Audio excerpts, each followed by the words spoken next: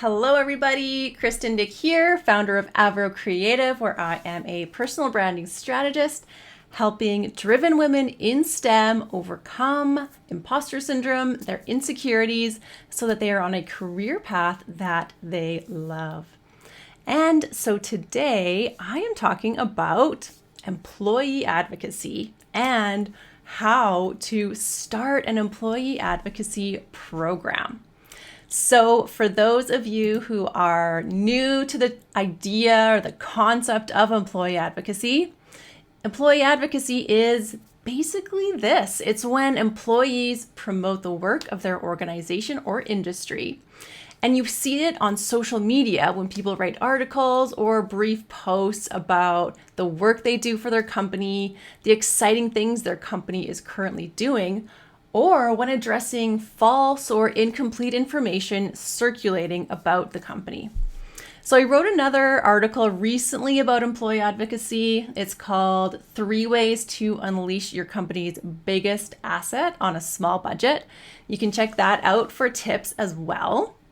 And I want to add that in spite of that article being about small budgets, it is incredibly worthwhile to financially invest in employee advocacy. So I was so excited to see some affirming research, academic research out of the Kelley School of Business at Indiana University. And they explained that effective employee branding programs have several favorable consequences. And so companies can benefit from increased employee satisfaction and reduced staff turnover, higher levels of customer satisfaction and loyalty, and a favorable overall reputation because the desired brand image is being consistently reflected by employees. If you don't have an employee advocacy program in place, it can feel overwhelming to implement one. I want to help you get excited and to take action on this rewarding program. So there's one thing you can do to take action that costs nothing, and it's going to help you shape a program for your entire company.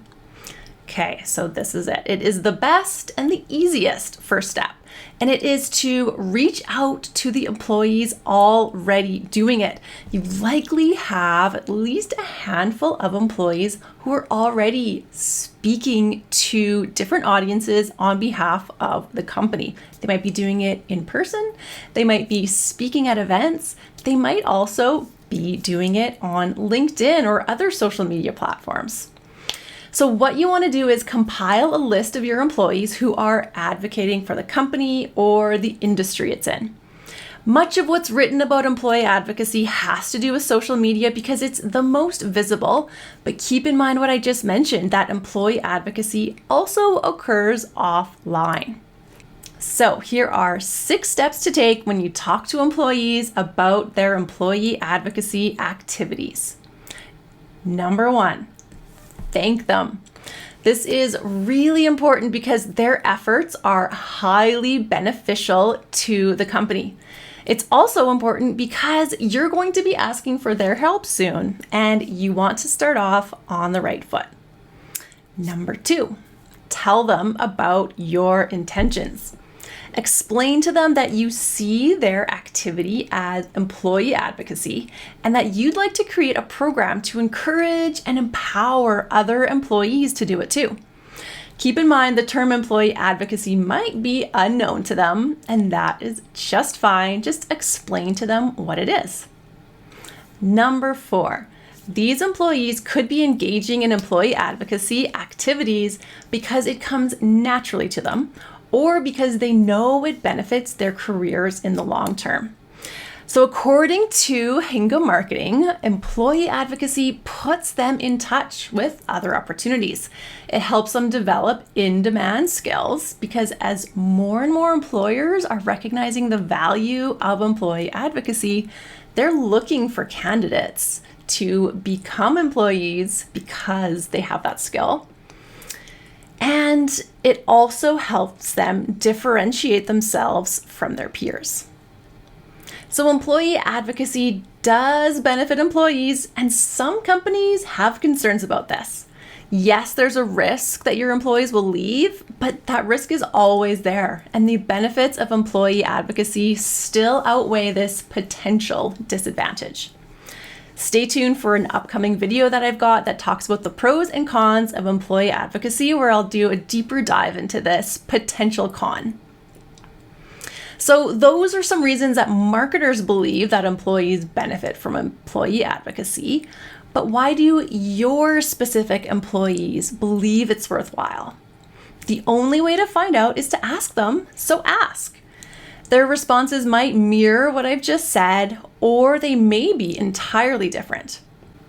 It's worthwhile understanding their motivations so that you can share them with those supporting the program internally, as well as other employees who want to start doing employee advocacy.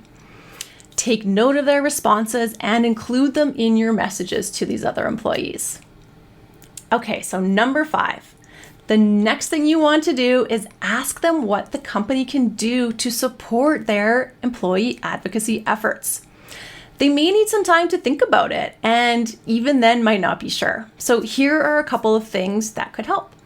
They might want access to brand images, photos, and even the color codes.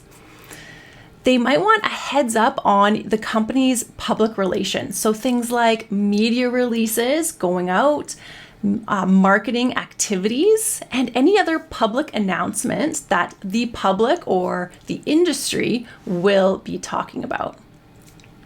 They might also be looking for support with their LinkedIn profile. So employees who post on LinkedIn know that people are curious about them, so they want to feel good about their personal brand. They know people are going to click on their name and check out their profile. So offer support in helping them fill out their LinkedIn profile, or point them over to me. I can support them as well. So remember, it benefits the entire company when your employees are advocating on its behalf. So you want these employees to keep doing what they're doing. So do what you can to support them. Number 6. So you've shown them appreciation, you've offered them support. Now you're going to ask for their help. There are several ways that these employees can support you, and I'm going to share some examples, and I know that you will have more. Ask for feedback. Ask for feedback on your outgoing messages. People doing employee advocacy are in tune with what the public really thinks. As marketing activities and other external events occur, this group can help you make sure your message will land. Meaning they see what the audience needs to hear and know, and they can give you feedback on if your message is too corporate or contains too much industry jargon. These employees answer questions about your company already, so they can help you understand what public perception is. Use this to your advantage. Your company can now anticipate questions and concerns and plan messages to address them. As you build out an employee advocacy program, the people already doing employee advocacy can help you understand how much time employees will need to dedicate to it, what information employees need to have, and if the incentives that you're providing these employees are truly appealing to them. They can also act as internal ambassadors for your company's employee advocacy program. So as you can see, there are so many benefits to employee advocacy programs. It might seem overwhelming at first, but like anything else, it's important to take the first step. And I've outlined some really great first steps for you to take as you embark on this journey. It's crucial to have a good relationship with the employees who already have the skills to do employee advocacy. Their support has huge benefits to the success of your program. As always, I'm here to help. I consult on employee advocacy programs and lead staff trainings on the topic as well. Just reach out, contact me for more information. Let me know if you have questions or other ideas that you can share to help others do this too.